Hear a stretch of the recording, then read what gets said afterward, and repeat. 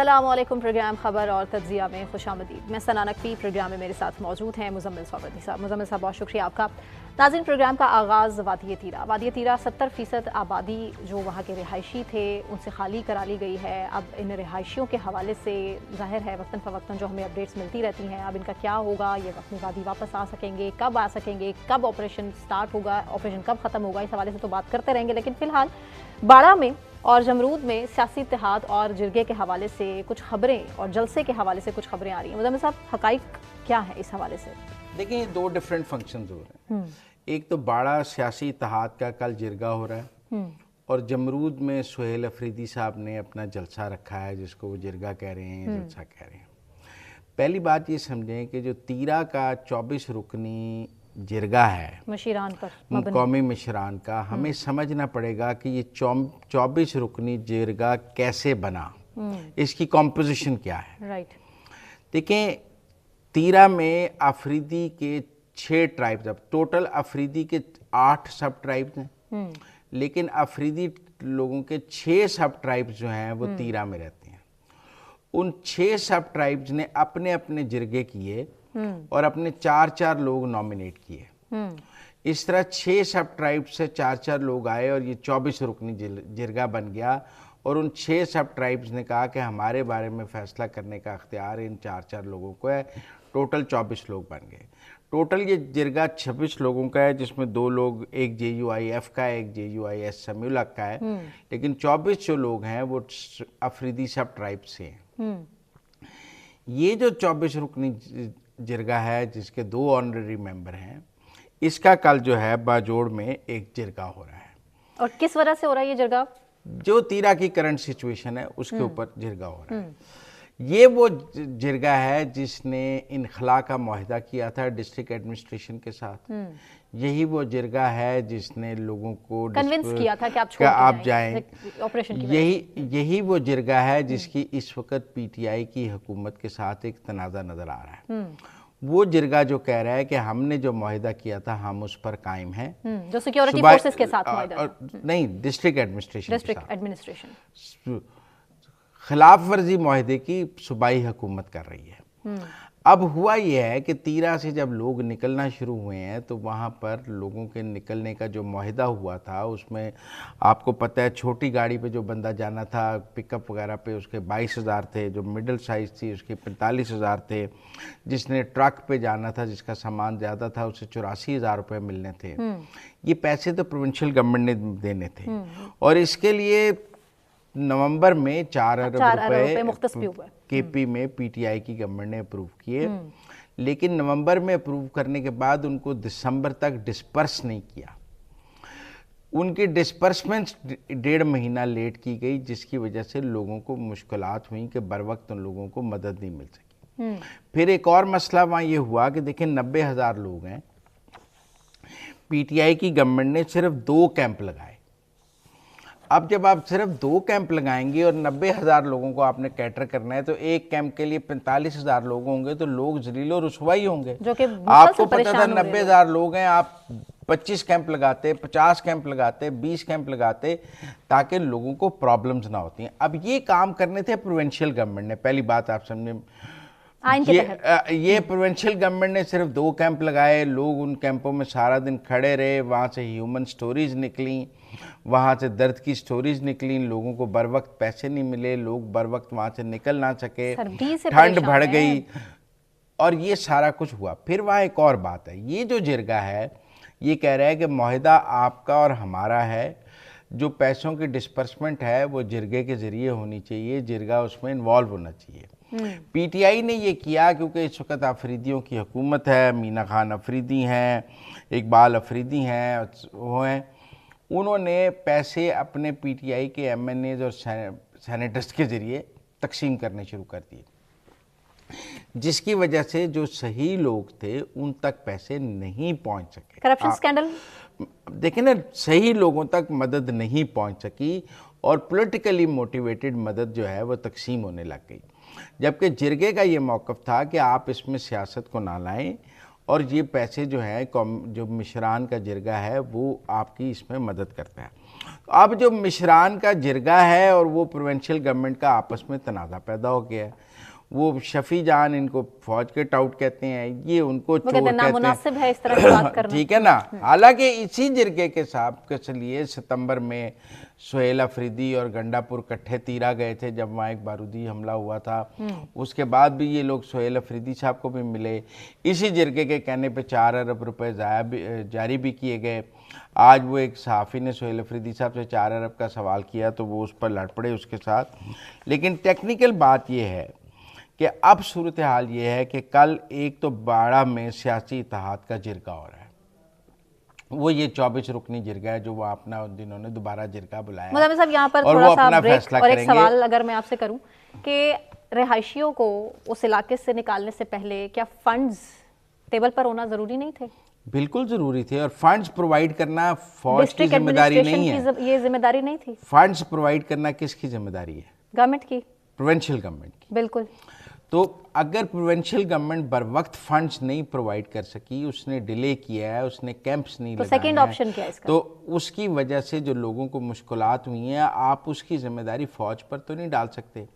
अब सूरत हाल ये है कि एक जमरूद में अपना जिरगा रख लिया है पीटीआई ने, और एक इस जो कौमी मशरान का जिरगा है, इन्होंने कल बाड़ा में अपना सियासी इत्तेहाद का जिरगा रख लिया। 2 जिरगे होने जा रहे हैं। अब जब जिरगा होता है ना तो उसमें तो तमाम जिरगे के मेंबरान बात करते हैं और फिर वहाँ कोई इत्तेफाक राय या अक्सरियत से फैसला होता है। तो जो बाड़ा वाला जिरगा है उसकी जो कॉम्पोजिशन आ रही है सियासी इत्तेहाद का, वो यही है कि वो 24 लोग बैठेंगे और वो अपना दोबारा कोई फैसला करेंगे, करंट सिचुएशन को एनालाइज करेंगे। जो जमरूद वाला जिरगा है वो जिरगा नहीं है, वो जलसा है। उसके लिए स्टेज लगाया जा रहा है, उसके लिए वहाँ पर जो है स्टेज पर सारी तकरीरें होंगी और उस तकरीरों के बाद कुछ लोग तकरीरें करेंगे, वहाँ से अपने सुहेल अफरीदी, मीना अफरीदी, इकबाल अफरीदी सारे तकरीरें करेंगे और ये तकरीरें करके वहाँ से चले जाएंगे। वो एक पॉलिटिकल एक्टिविटी है और ये एक जिरगा है जो इस वक्त होने जा रहा है। तो ये दो डिफरेंट चीज़ें होने जा रही हैं। हमें देखना पड़ेगा। जमरूद में सियासी जलसा होने जा रहा है और बाड़े के सियासी इत्तेहाद का जिरगा होने जा रहा है। तो जो पख्तून कबाइल के लोग हैं वो जिरगा और जलसे में फ़र्क बहुत वाज़ेह समझते हैं कि जिरगा क्या होता है और जलसा क्या होता है। तो ये 2 चीज़ें बिल्कुल वाज़ेह इनको समझना होगा। तो जो गरीब वादी तीरा के लोग हैं, रिहायशी हैं, जो इस वक्त कैंप्स में मौजूद हैं, उनकी बात कौन करेगा? उनकी तकलीफ का अजाला कौन करेगा? प्रोविंशियल गवर्नमेंट उसे सियासत करने की बजाय उन लोगों की तकलीफ के लिए दिन रात सर्फ करना चाहिए। हंगामी बुनियादों पर इस टाइम उन्हें फंड्स देने चाहिए, लोगों तक राशन पहुंचाना चाहिए, लोगों की मदद करनी चाहिए। इस वक्त तीरा में कोई ऑपरेशन नहीं हो रहा, इतनी ठंड पड़ रही है, ऑपरेशन हो ही नहीं सकता। लोगों का निकलना, वहां से जाना बड़ा ही तकलीफ है। मैं जाती तौर पर समझता हूँ जो डिले इन फंड्स था, जो सारा कुछ था, उसने ये क्योस क्रिएट किया है और इस क्योस की वजह से जो है वो प्रॉब्लम्स पैदा हुए हैं। वैसे तो 31 दिसंबर को जिरगे ने चीफ सेक्रेटरी से भी मुलाकात की थी जिसमें नकल मकानी के तरीक़ेकार को हतमी शक्ल दी गई थी। अब जब चीफ सेक्रेटरी को जिरगा मिला था तो वो चीफ सेक्रेटरी केपी हुकूमत को रिप्रेजेंट कर रहे थे ना, और जिरगे के तमाम मुतालबात चीफ सेक्रेटरी ने तस्लीम किए थे। रजिस्ट्रेशन का अमल जो है वो 14 जनवरी से शुरू करने का मुकम्मल होना था और इसकी ज़िम्मेदारी केपी हुकूमत की थी। असल में रजिस्ट्रेशन का अमल बर वक्त मुकम्मल नहीं हो सका, कैंप पूरे नहीं लगाए गए, रजिस्ट्रेशन का अमला कम था और जो प्रोविंशियल गवर्नमेंट थी टेक्निकली उसका फोकस नहीं था तीरा पे कि ये इतने बड़े मसले। अब सूरत हाल ये है कि बयानिए की जंग बनाने की कोशिश की जा रही है। कहा जा रहा है कि हम ये जो जिरगे का फ़ैसला है ये तो बंद कमरों का फ़ैसला नहीं है, ये तो अफरीदी 6 सब ट्राइब्स के 6 जिरगों के बाद एक कौमी जिरगा बना जिसके 24 लोग थे और ये को बंद, इसको तो आप बंद कमरों का फ़ैसला नहीं कह सकते। इसलिए मेरे ख़्याल में इस वक्त ज़रूरत इस अमर की है कि जो असल जिरगा है, जो 24 रुकनी है, उनके साथ बैठकर और वहाँ के लोगों के मसाइल हल करने पर तवज्जो दी जाए। जो वहाँ पॉलिटिकल पैटर्नाइजेशन की जा रही है, जो पीटीआई वहाँ अपने वर्कर्स को ओबलाइज करने की कोशिश की जा रही है, इस क्रिटिकल मोमेंट पे वो नहीं होना चाहिए। सब ये सवाल भी कर रहे हैं कि सब कुछ पता होने के बावजूद केपी गवर्नमेंट को तो सब पता है ना, तीरा में कितनी सर्दी पड़ती है, वहाँ का वेदर क्या है, वहाँ कितने लोग रहते हैं। शायद बाकी पाकिस्तान को तो तीरा के बारे में इतना सीएम केपी को इन्फॉर्म नहीं किया, गवर्नमेंट एक पेज पे नहीं थी, और ये सारा ऑपरेशन और ऑपरेशन की वजह से रिहायशियों को वहां से निकालना, ये आपको लगता नहीं है कि कोई चीज एडजस्ट हो ही नहीं रही है? अब फंड्स का मामला है, लेकिन वहां पे जो लोग हैं तीरा के, वादी तीरा के, उन कैंप्स के अंदर सिर्फ जलील हो रहे हैं और कोई नहीं पूछ रहा उनको। उनके जलील होने का जिम्मेदार कौन है?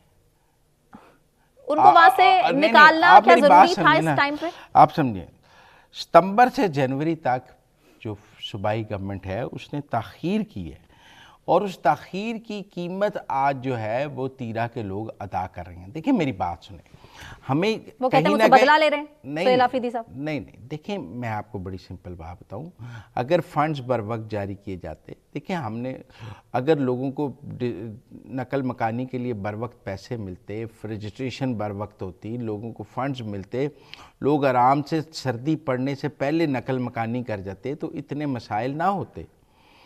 लेकिन सितंबर के बाद दिसंबर तक फंड्स नहीं जारी किए गए, जिसकी वजह से मसाइल पैदा हुए हैं, मैयतें लोगों की उठ रही हैं। इसलिए मैं ये समझता हूँ कि आज इस मौके पर जब हम तीरा के लोगों की बात करते हैं, हम तीरा के अवाम के साथ खड़े हैं, हमें ये ज़रूर तय करना चाहिए कि कसूर किसका है। टेक्निकल बात यह है कि देखें, ये जो जिरगा है जिसको आज पीटीआई डिस्क्रेडिट करने की कोशिश कर रही है, या जिसको आज इस्टेब्लिशमेंट का टाउट जिरगा कहने की कोशिश कर रही है, कौमी मुशरान का, इस जिरगे को पीटीआई की डिस्ट्रिक्ट एडमिनिस्ट्रेशन और गवर्नमेंट ने ऊन किया, इसके साथ मुज़ाकरात किए, इसके साथ मुआहदे किए, उन मुआहदों पर हुकूमती ओहदेदारों के दस्तखत मौजूद हैं, चीफ सेक्रेटरी उनको मिलते रहे, सारा कुछ होता रहा, उनके मुतालबात तस्लीम किए जाते रहे। आज जब एक फियास्को हो गया है, और आज जब समझ आई है कि हम गेम हमारे हाथ से ख़राब हो गई है, हम कराची और लाहौर के दौरे करते रहे, पीछे तीरा की किसी ने फ़िक्र ही नहीं की है, आज हम लोगों के रजिस्ट्रेशन कैंप्स नहीं लगा सके, हम लोगों के को पैसे बर वक्त नहीं दे सके, तो आज उसकी ज़िम्मेदारी दूसरी तरफ एक सियासी बयानिए से बनाने की कोशिश की जा रही है, जो मैं समझता हूँ ठीक बात नहीं है। पाकिस्तान की आवाम को पता है कि आपका कसूर है, और उस कसूर को आज आप छुपाने के लिए कोई सियासी जलसे या बयानियाँ बनाकर उसको कवर अप नहीं कर सकें। ठीक है, ब्रेक लेते हैं, ब्रेक से वापस आने के बाद कंटिन्यू करते हैं, हमारे साथ रहें।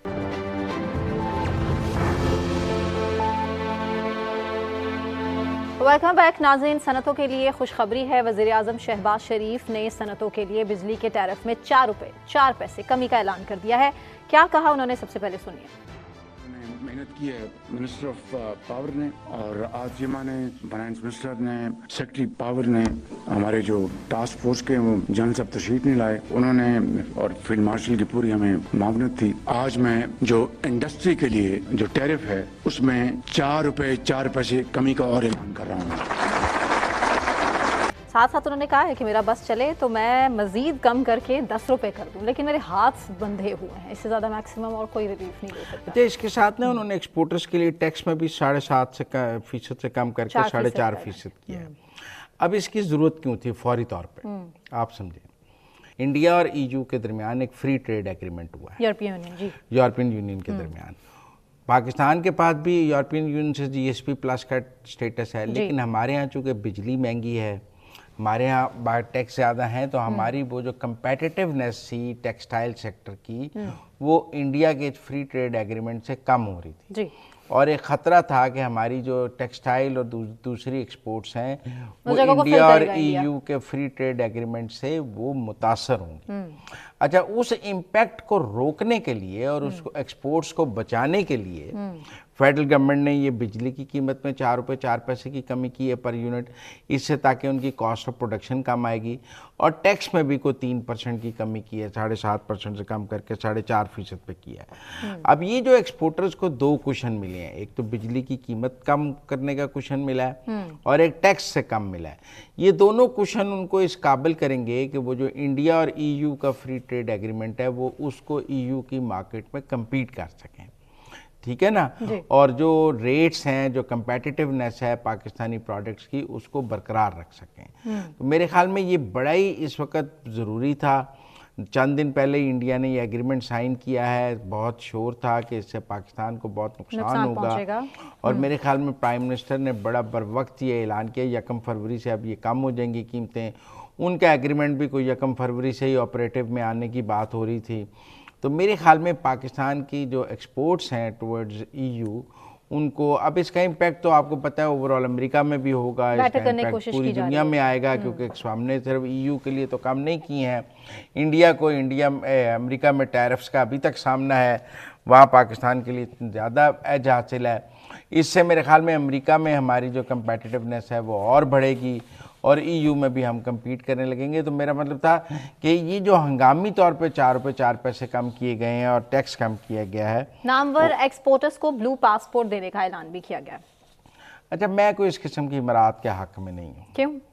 मैं समझता हूँ कि ये जो हमने हम अपने ना ट्रेडर को और एक्सपोर्टर को बहुत ज़्यादा पॉलिटिक्स में ले आते हैं, इमारत देने की बात करते हैं। वो अपना बिजनेस करते हैं, गवर्नमेंट का काम है उनके लिए एक बिज़नेस फ्रेंडली माहौल पैदा करना, वो अपना प्रॉफिट कमाते हैं। तो मेरा ख्याल है उनको इस किस्म की इमारत का हमें आदी नहीं बनाना चाहिए। लेकिन टेक्निकल बात है, जो उनकी बिज़नेस की राह में मुश्किलात हायल हैं उनको हमें ज़रूर उनको देना चाहिए और उसके लिए उनके लिए गवर्नमेंट को पॉलिसी डिसीजंस करने चाहिए, मार्केट को कंपेटिटिव रखना चाहिए। पाकिस्तानी मार्केट्स को दुनिया में कम्पीट करने के लिए गवर्नमेंट को जो इंटरवेंशंस करनी है, जैसे ये आज इंटरवेंशन की गई है बिजली सस्ती करके, टैक्स कम करके, वो इंटरवेंशंस करनी चाहिए। लेकिन ये जो हम कहते हैं ना कि जी इनको चौकीदार बना दिया जाए ट्रेडर्स को या एक्सपोर्टर्स को, मैं इनको कोई चौकीदार बनाने की हक में नहीं हूँ। टेक्निकल बात है, इनको सिर्फ अपना काम करना चाहिए ताकि एक तरफ उनका दिमाग लगा रहे। हम इन्हें इक़्तिदार के वानों में घुसा लेते हैं, फिर इनको थिंक टैंक भी बना लेते हैं, फिर इनको एक्सपर्ट का दर्जा भी दे देते हैं, फिर हम इनको इकोनॉमिस्ट भी मानने लग जाते हैं। तो वो उनका जो असल काम है वो नहीं करते हैं और वो सरकार दूसरे कामों में हो जाते हैं। तो मेरा टेक्निकल काम है इनको इनके काम तक महदूद रखना चाहिए और उससे आगे नहीं लाना चाहिए इनको। बात तरीके इंसाफ की मुजम्मिल साहब कर लेते हैं। सीरियस ऑप्शंस जो ज़ेरे गौर हैं, मेरे ख्याल से जिनकी तरफ से ये ऑफर आई है और किसने उनको कहा होगा, सबसे पहले उन्हीं की ज़बानी सुन लेते हैं। सीनियर सहाफ़ी अब्दुल मालिक साहब क्या फरमा रहे हैं, सबसे पहले सुनते हैं। कुछ दिन पहले एक बहुत इंपॉर्टेंट 1-2 मीटिंग्स हुई, उसके बाद एट द हाईएस्ट लेवल ये स्टेप आ गया है कि फाइनल और फर्म ऑफर भिजवाई जाए पीटीआई को। तो फाइनल और फर्म ऑफर क्या है? तो ये है कि पीटीआई वापस पार्लियामान में आए, कमेटीज में वापस आए, पार्लियामान के प्रोसीजर्स में हिस्सा ले, इसको एक फॉल डेमोक्रेसी की शक्ल दे और उसके बदले में 2 चीजें होंगी। एक तो ये कि election commission, chief election commissioner के बजाय पूरा इलेक्शन कमिश्नर भी रिकॉन्स्टिट्यूट होगा, कवानीन में तब्दीली भी की जाएगी ताकि अगले इलेक्शन फेयर एंड फेयर हों। और सबसे बड़ी बात, 1 साल पहले गवर्नमेंट इलेक्शन कराने पे तैयार है। अब मेरी इत्तला के मुताबिक वो डील कल परसों तक पहुंच जानी चाहिए थी, वो इस तक मुझे कंफर्म नहीं हुआ, लेकिन ये फैसला और ये डील तैयार हो गई है। डील तैयार हो गई है, मानेंगे तहरीक इंसाफ वाले इमरान खान साहब? नहीं, ऐसी कोई डील का वजूद ही नहीं है। मैं आपको ये ऊपर से उन्होंने बड़ा कंफर्म किया है। मैं मालिक साहब की इस सारी खबर और इस फार्मूले को समझता हूँ इसका कोई वजूद ही नहीं है। There is nothing like this.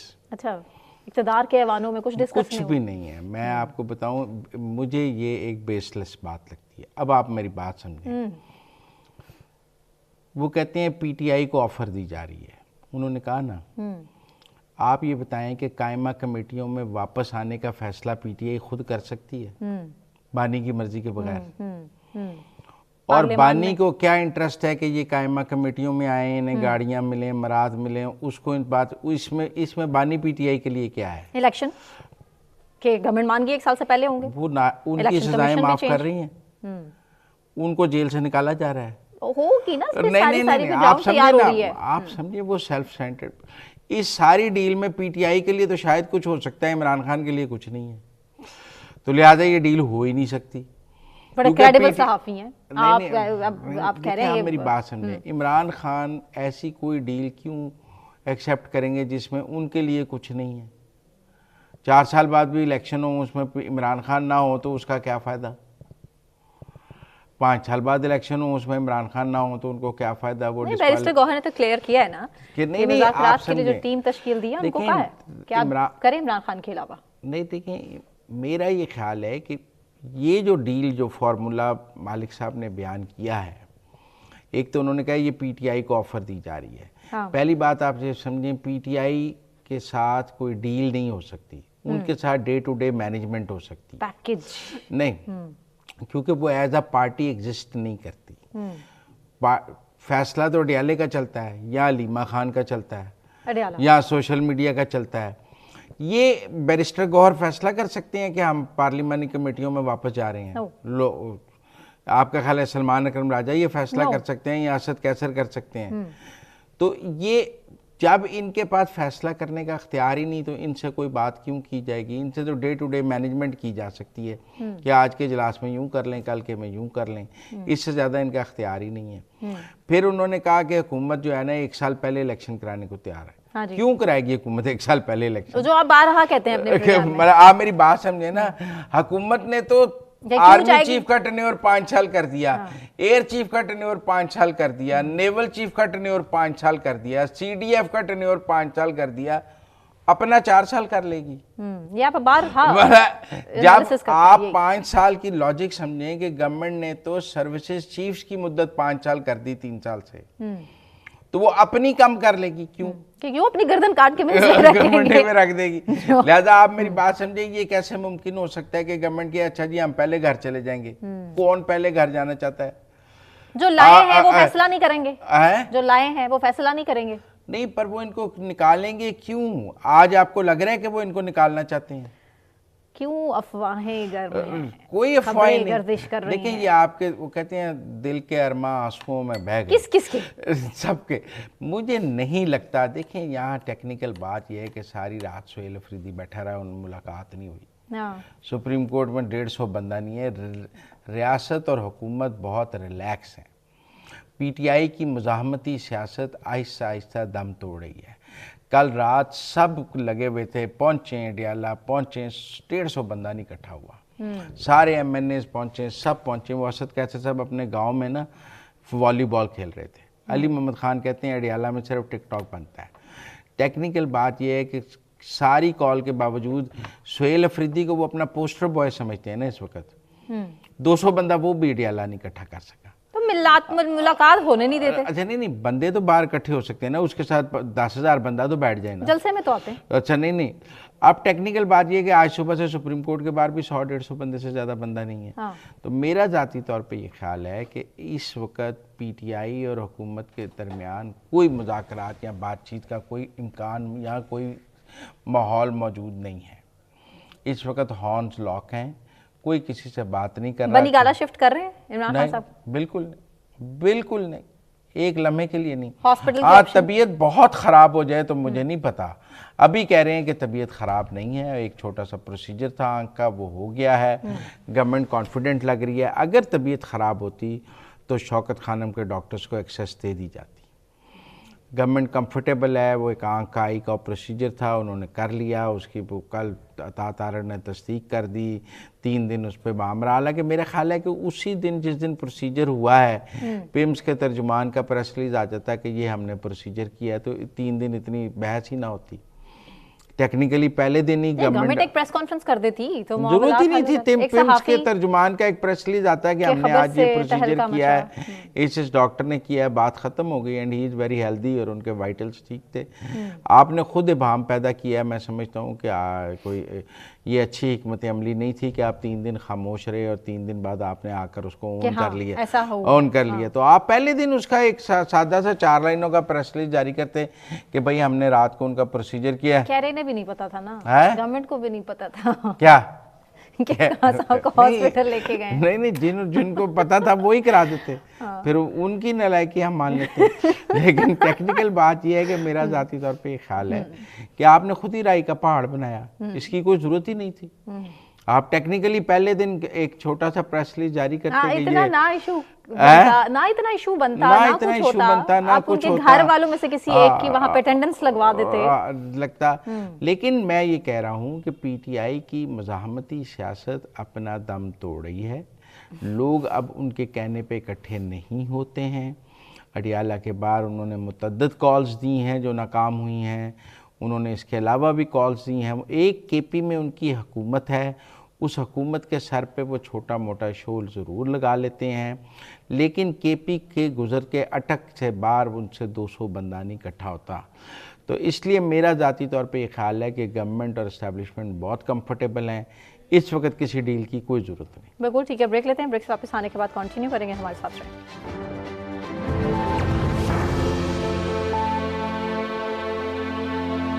Welcome back नाज़रीन। अगले 48 घंटे अमेरिका और ईरान के हवाले से इंतहाई अहम तस्वुर किए जा रहे हैं। डोनाल्ड ट्रंप के मुताबिक ईरान की जानिब बहरी बेड़ा रवाना किया, लेकिन इस्तेमाल ना करना पड़े ये ज़्यादा बेहतर होगा। धमकी है, सीधी सीधी धमकी है और रजीम चेंज की ख्वाहिश है, यूँ कह लीजिए कि डोनाल्ड ट्रंप की जिद। और ऐसे में ईरानी फ़ौज भी इस टाइम एक्टिव है और अमरीकी अड्डे हमारी मिसाइल्स की रेंज में है, हमला हुआ तो फैसला कुन जवाब देंगे, ये ईरान की तरफ से भी सीधा जवाब दे दिया गया है। मुजम्मिल सौरदी साहब हमारे साथ स्टूडियो में मौजूद हैं, जबकि डिफेंस एनालिस्ट हैं ब्रिगेडियर रिटायर्ड मसूद खान साहब, उन्होंने भी हमें ज्वाइन किया। मसूद साहब बहुत शुक्रिया आपके वक्त के लिए। मसूद साहब, सूरत हाल हमारे सामने है, अगले 48 घंटे इंतहाई अहम करार दिए जा रहे हैं। जो बहरी बेड़े हैं वो तो ईरान की तरफ जिस तरह से तेज़ी से रवा दवा हैं, इसके साथ ही साथ B2 जो स्ट्रेटो फोर्ट्रेस हैं, और दूसरी तरफ जो ईरान का एक दिफाई कुव्वत है, कह लीजिए कि छोटी मगर तेज़ रफ्तार कश्तियाँ हैं, इसके अलावा उनकी एंटीशिप साहिली मिसाइल्स हैं। कैसे देख रहे हैं आमने सामने दोनों ममालिक को? ये बहुत शुक्रिया। देखें कि बहुत कुछ हो सकता है। जिस तरफ पोस्चरिंग की है, या डिप्लोमेटिक पोस्चरिंग भी आप कह लें, या इसके अलावा डिप्लोमेटिक प्रेशर भी है, और फिर एक स्ट्राइक कैपेबिलिटी अपने शो की है, स्पेशली जब आपने मूव करवाया USS अब्राहम लिंकन, तो एक स्ट्राइक कैरियर ग्रुप है और प्रोजेक्शन ऑफ पावर है, और जिसमें देखें स्ट्राइक ग्रुप के साथ सबमरीन्स भी मूव करती हैं और वारशिप्स भी मूव करती हैं, लॉजिस्टिक्स भी मूव करती हैं, और डेली इसका मेंटेनेंस $80 मिलियन प्लस है। सो आप देखिए, जब आपने $1 बिलियन की एक्टिविटी कर रहे हैं, that is one thing. Second, B-52 भी हमने मूव कराए हैं, B2 भी मूव करवाए हैं, additional 730s even European countries ने इनको ऐड किया है, वो लॉजिस्टिक के साथ they are moving towards the middle east. वो है। फिर इसके बाद जो खिते के अंदर जो इनका अपना एयर डिफेंस सिस्टम को एक्टिवेट किया है, फिफ्थ फ्लीट उनका बहरीन में है, उसको एक्टिवेट किया है।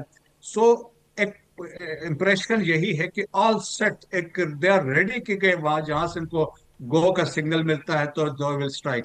But at the same time Iranians ने अपनी भी तैयारी मुकम्मल की हुई है, एंड दैट्स वाई हम एक तरफ से देखते हैं कि जो उनके गवर्नमेंट ऑफिशियल्स हैं वो बातचीत की बात कर रहे हैं, डायलॉग की बात कर रहे हैं, लेकिन उनकी मिलिट्री लीडरशिप आपने देखा होगा जिस तरह की बयानबाजी है कि उन्होंने कहा हमारे लिए लेकिन एग्जिस्टेंस के लिए लेकिन थ्रेट है। इस बार देखें, ये भी तो कहा जा रहा है कि इस बार अमेरिकन ऐसे जैमर्स लेके आए हैं जहाज, जो जब ईरान के ऊपर फ्लाई करेंगे तो नीचे सब कुछ जैम हो जाएगा, जैसे कि उन्होंने पूरे वेनेजुएला को जैम किया था और वो पूरा वेनेजुएला जैम हो गया था।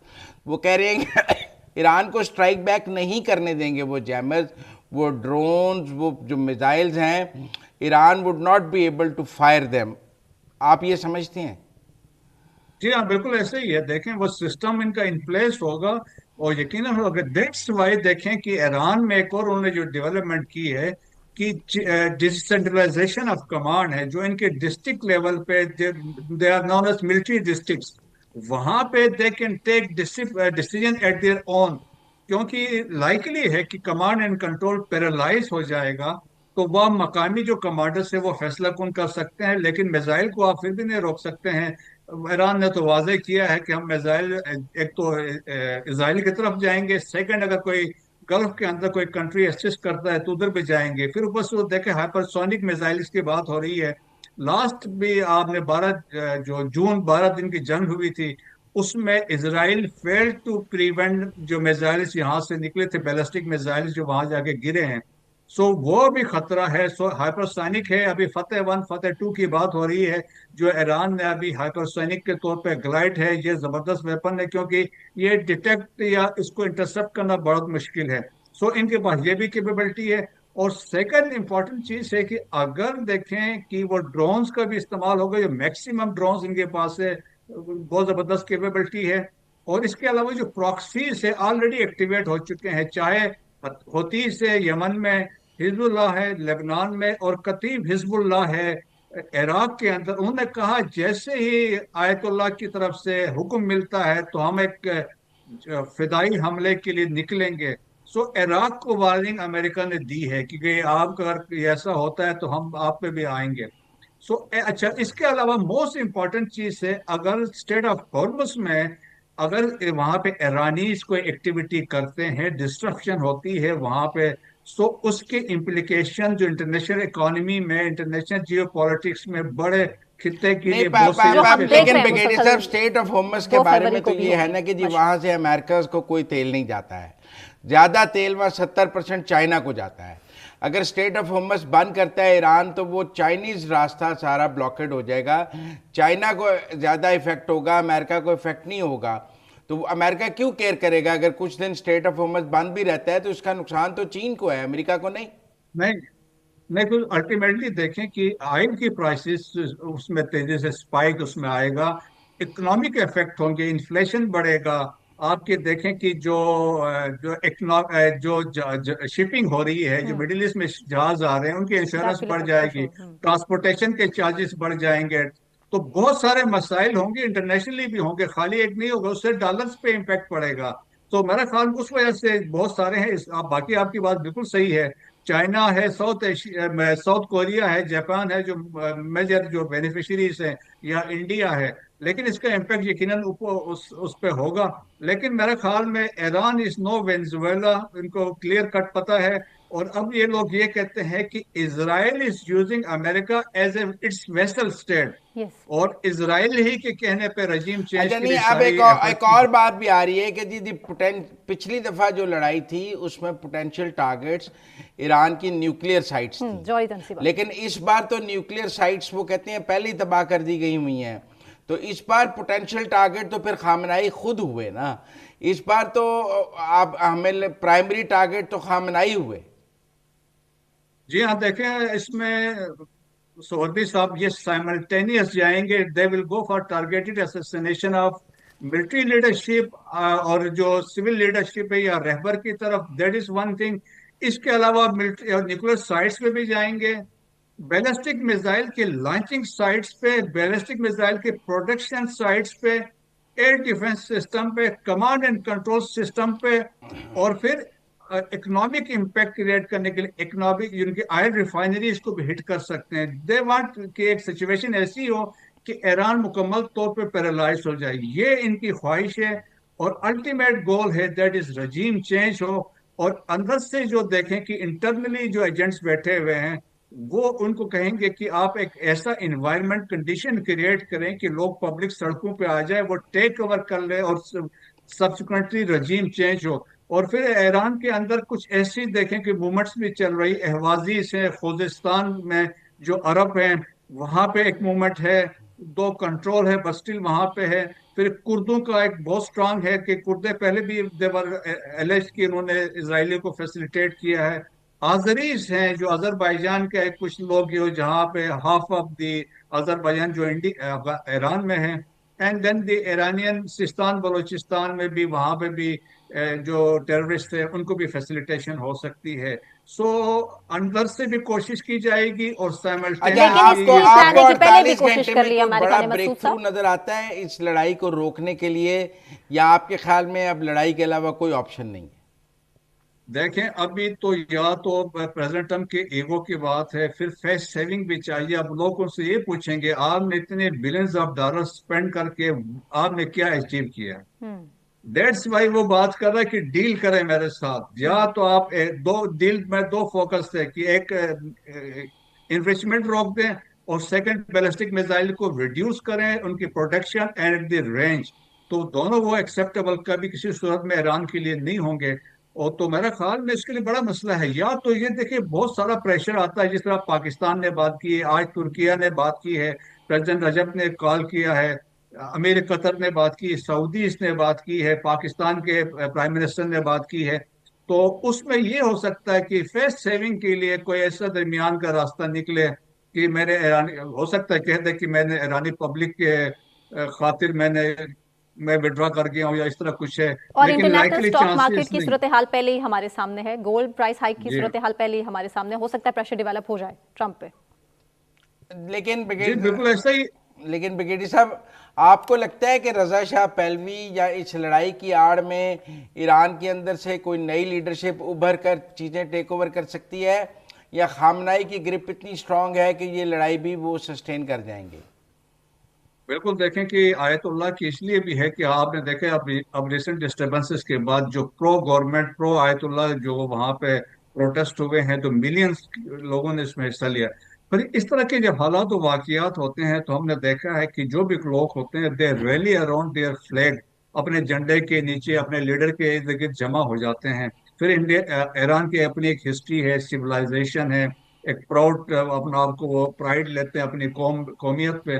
तो मेरा ख्याल में वो किसी सूरत में से नहीं, लेकिन ये है कि एक ये पॉसिबिलिटी जरूर है कि वो चाहते हैं कि ऐसे सूरत हाल पैदा करें कि अंदर से चेंज हो, विद इन ईरान के लोग ही इसको डेमोक्रेटिकली कोई चेंज कर दे, या फिर एक आईआरजीसी से कोई बंदा डिफेक्ट करके टेक ओवर कर ले।